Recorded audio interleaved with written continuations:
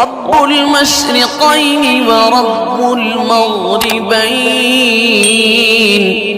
أعوذ بالله من الشيطان الرجيم. بسم الله الرحمن الرحيم. الرحمن علم القرآن خلق الإنسان علمه البيان الشمس والقمر بحسبان والنجم والشجر يسجدان والسماء رفعها ووضع الميزان ألا تطغوا في الميزان وأقيموا الوزن بالقسط ولا تخسروا الميزان والأرض وضعها للأنام فيها فاكهة والنخل ذات الأكمام والحب ذو العصف والريحان فبأي آلاء ربكما تكذبان خلق الإنسان من صلصال كالفخار وخلق الجان من مارج من نار فبأي آلاء ربكما تكذبان رب المشرقين ورب المغربين فبأي آلاء ربكما تكذبان مرج البحرين يلتقيان بينهما برزخ لا يبغيان فبأي آلاء ربكما تكذبان يخرج منهما اللؤلؤ والمرجان فبأي آلاء ربكما تكذبان وله الجوار المنشآت في البحر كالأعلام فبأي آلاء ربكما تكذبان كل من عليها فان ويبقى وجه ربك ذو الجلال والإكرام فبأي آلاء ربكما تكذبان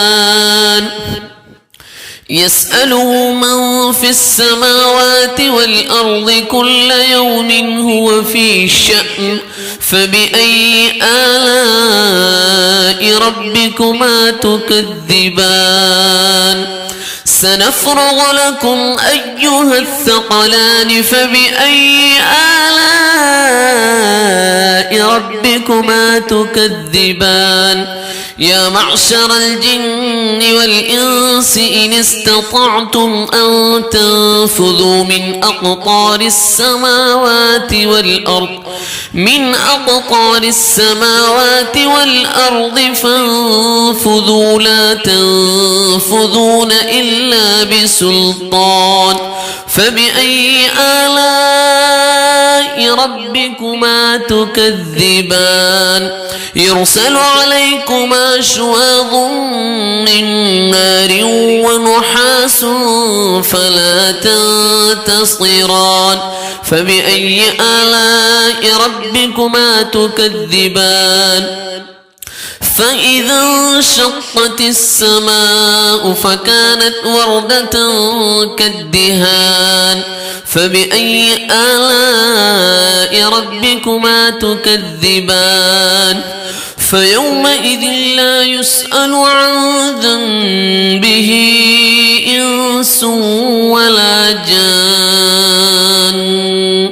فبأي آلاء ربكما تكذبان يعرف المجرمون بسيماهم فيؤخذ بالنواصي والأقدام فبأي آلاء ربكما تكذبان هذه جهنم التي يكذب بها المجرمون يطوفون بينها وبين حميم آن فبأي آلاء ربكما تكذبان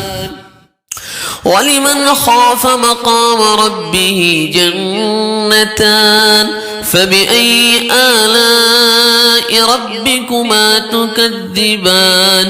ذواتا أفنان فبأي آلاء ربكما تكذبان فيهما عينان تجريان فبأي آلاء ربكما تكذبان فيهما من كل فاكهة زوجان فبأي آلاء ربكما تكذبان متكئين على فرش بطائنها من استبرق وجنى الجنتين دان فبأي آلاء ربكما تكذبان فيهن قاصرات الطرف لم يطمثهن إنس قبلهم ولا جان